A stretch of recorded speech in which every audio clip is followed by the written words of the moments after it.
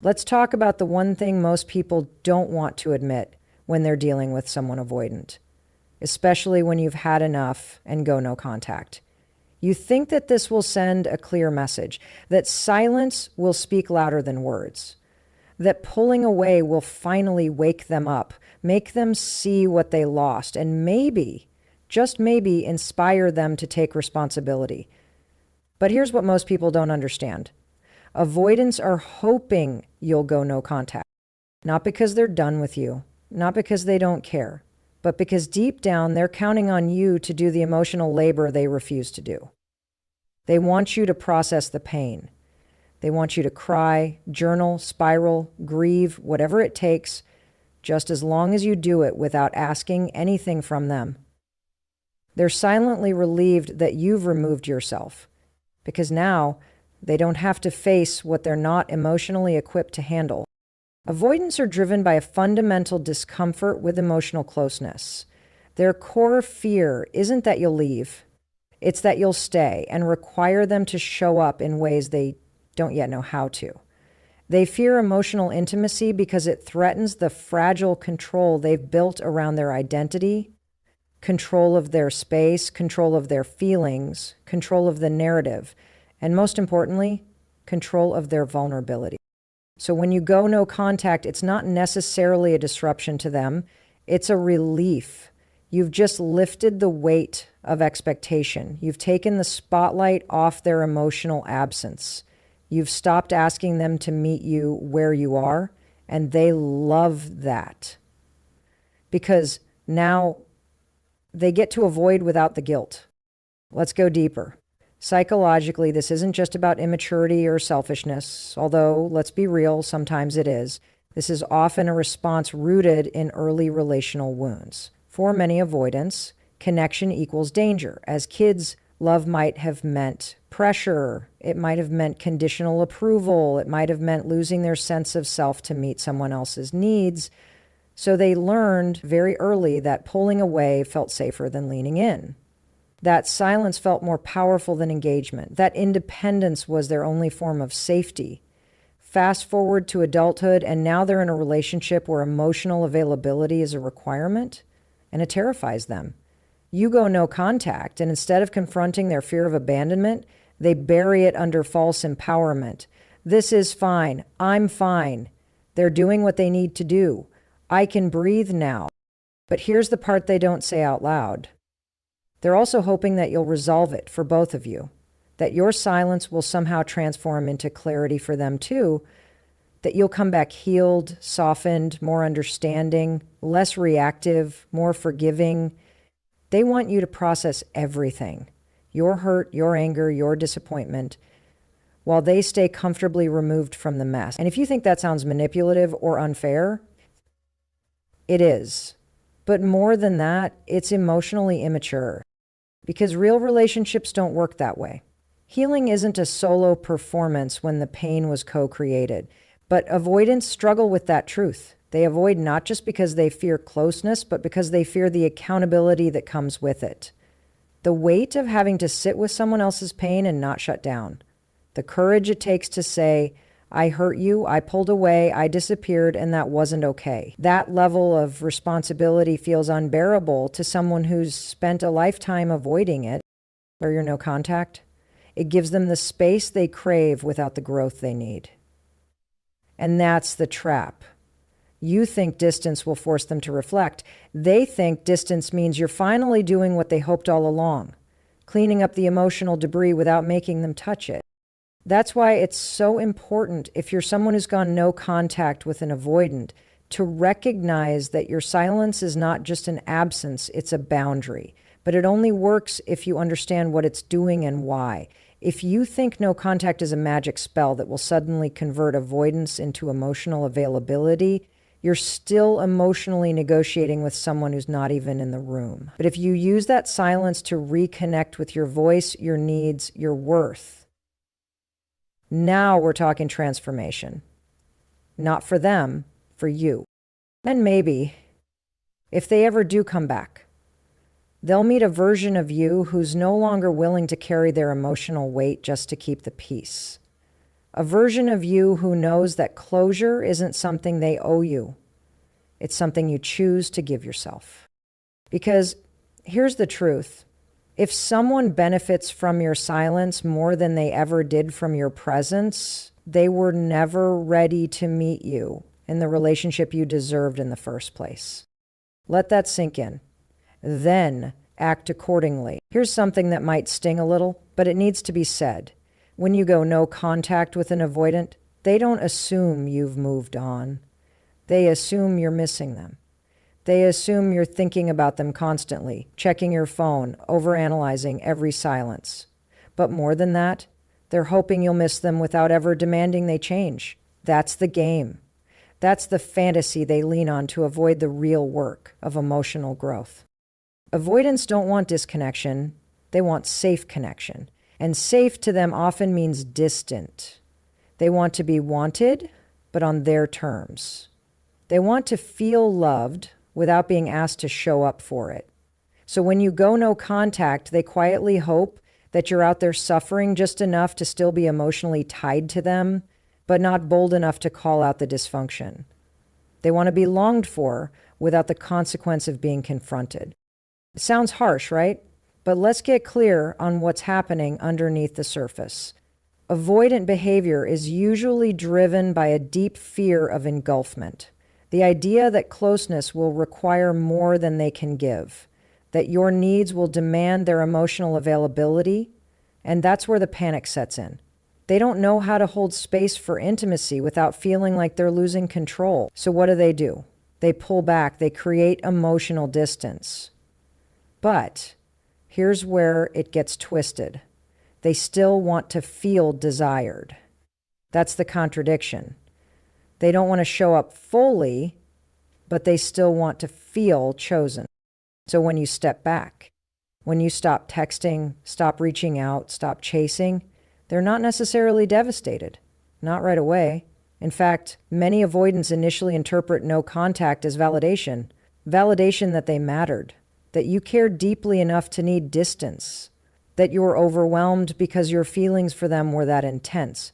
And if you think they're over there reflecting, growing, journaling their emotional revelations, most of the time they're not. They're waiting, watching, testing the waters from a distance to see if your silence eventually caves into reconciliation on their terms. And let's be brutally honest.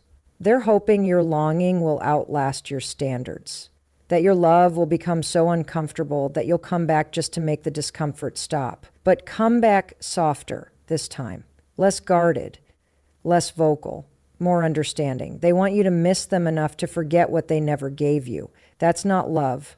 That's emotional convenience. From a psychological standpoint, this is classic avoidant attachment behavior. The avoidant template says, I want to feel emotionally significant to you, but I don't want to risk being vulnerable to keep that significance. So they idealize a version of connection where they don't have to be accountable.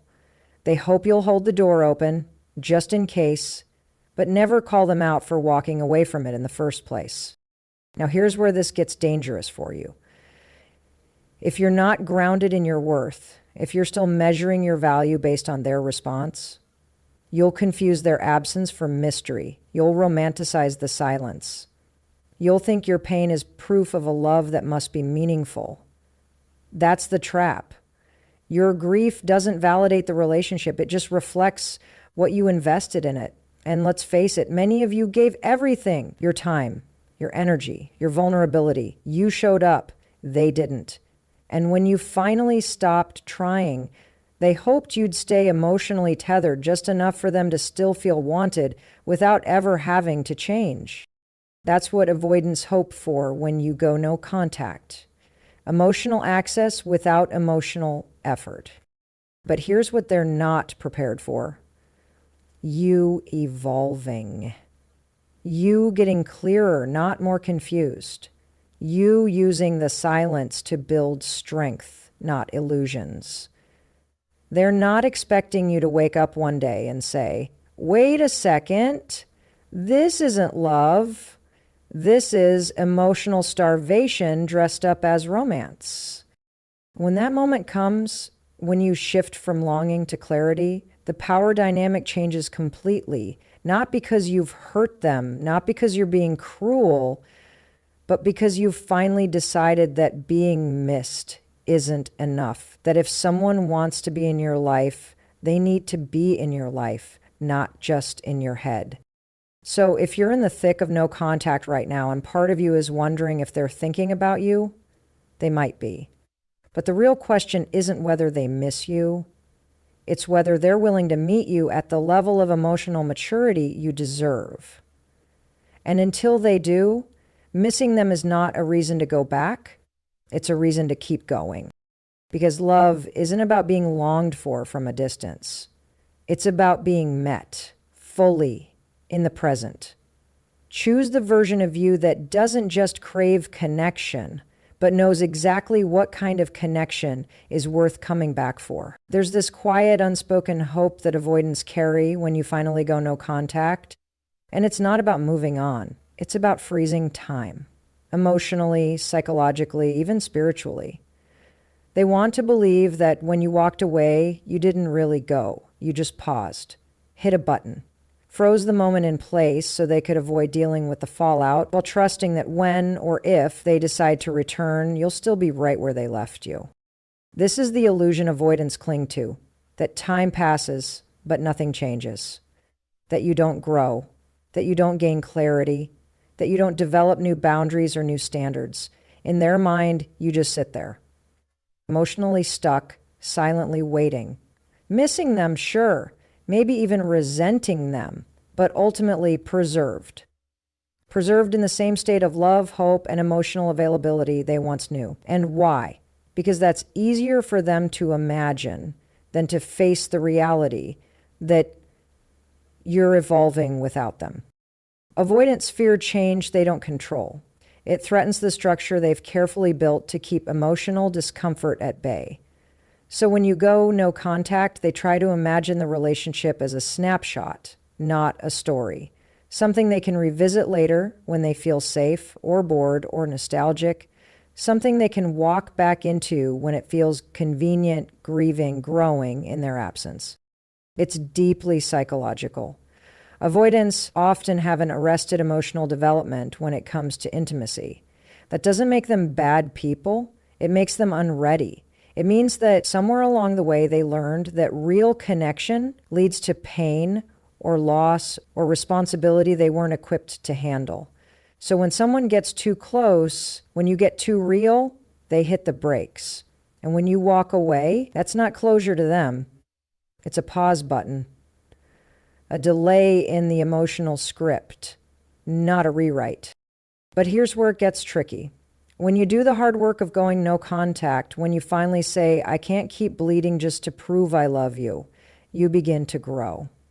Even in the silence, even in the pain, you begin to change in ways they're not imagining.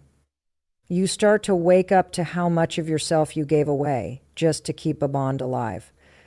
You realize that loving someone isn't the same as waiting for them to be ready. That your emotional loyalty isn't a reason to stay loyal to a version of them that doesn't exist anymore, if it ever really did.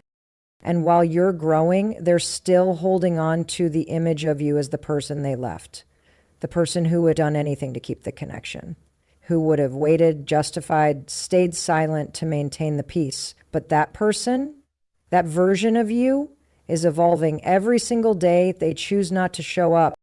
This is the part no one warns you about. Healing changes your taste. You stop craving what doesn't feed you. You stop chasing what's emotionally unavailable. You stop romanticizing silence and start recognizing it for what it really is. Absence. And absence is not a foundation for love. It's a reflection of someone's capacity. But for avoidance, this is terrifying because it means that while they were hoping you'd stay stuck in the past, you were actually building a future, one where you're emotionally met, not just emotionally manipulated by nostalgia.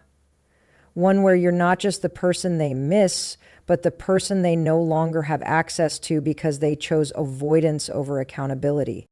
Philosophically, this is a reckoning. It forces the avoidant, if they ever become conscious enough to reflect, to confront the truth that people don't stay frozen. People change. Hearts harden. Clarity sharpens.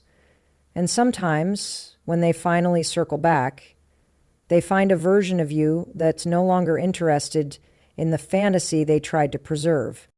That's why your healing is not just personal, it's disruptive. It shatters the illusion they clung to. It confronts the avoidant with something they never expected. That your silence wasn't passive, it was powerful. And it moved you forward, not backward. So here's what I want you to take from this. You are not frozen in time. You are not waiting. You are not a chapter they get to reread at their convenience. You are the author of your own story now. And if they ever return hoping to pick up where they left off, let your growth be the reminder that time didn't stand still. You didn't. Let's get really honest about something. When you go no contact with an avoidant, one of the things they're secretly hoping for is that time and silence will somehow reset the story. They want the slate wiped clean. No conflict, no uncomfortable conversations, no emotional accountability. Just a quiet hope that enough time will blur the edges of what really happened. Not for them, but for you. Avoidants don't like rupture, not because they care deeply about the damage it causes, but because rupture demands repair. And repair requires vulnerability. It requires words they don't want to say. It requires stepping into discomfort, admitting fault, and tolerating the emotional intensity of another human being. So instead of repairing, they retreat.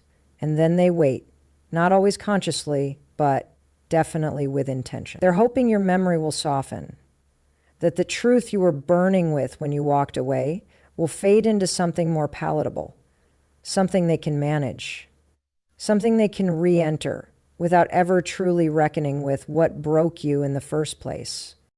This is emotional avoidance at its most strategic. It's not that they don't know you were hurt. They do. It's that they're hoping time will make you forget how deeply, that the emotional charge you once carried will weaken just enough for them to show up later and rewrite the ending. Psychologically, this comes down to narrative control. Avoidants often have a fractured relationship with conflict resolution. Somewhere along the way, they learn that facing hard emotions, either their own or someone else's, was dangerous. Maybe in their family, conflict was explosive or shameful. Maybe it always ended in withdrawal or rejection. So they learn to distance, repress, and reset, rather than engage, feel, and repair. So now, as adults, when intimacy gets messy, which it always does, they default to the only thing they know: disappear, create space. Hope it passes. Hope you pass. And when you go no contact, they see it as an opportunity. Now they don't have to be the one who stepped away. You did.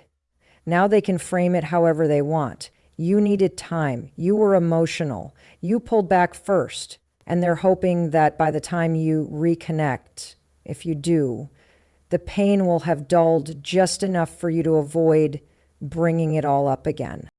Let's be really clear. This is not healing. This is deflection, dressed up as closure. It's a silent tactic that lets them sidestep the hard stuff while still leaving the door cracked open. And if you're not careful, you'll walk back through that door thinking they've done the work, when really, all they've done is outweighed your anger. And that's the part you need to see clearly. Avoidants often confuse the passing of time with resolution. They think if no one talks about it, it's not real.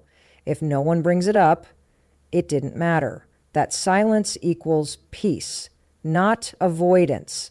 But here's the truth. Silence is not resolution. It's just unspoken pain. And if you go back under those terms, if you reunite without clarity, without repair, without real accountability, you're stepping into a relationship that has the same cracks as before, just covered in a fresh coat of silence. Philosophically, this is the difference between reconnection and repetition. Reconnection is earned. It's rooted in awareness, in ownership, in change. Repetition is recycled. It's the same dance, just with different words. Or worse, no words at all. So, when an avoidant hopes that silence will reset the narrative, what they're really hoping for is that your need for closure will weaken before their discomfort with accountability does. That you'll meet them where they left you, not where you need them to be. That your loneliness will overshadow your standards. But here's the good news. Your silence can be just as strategic.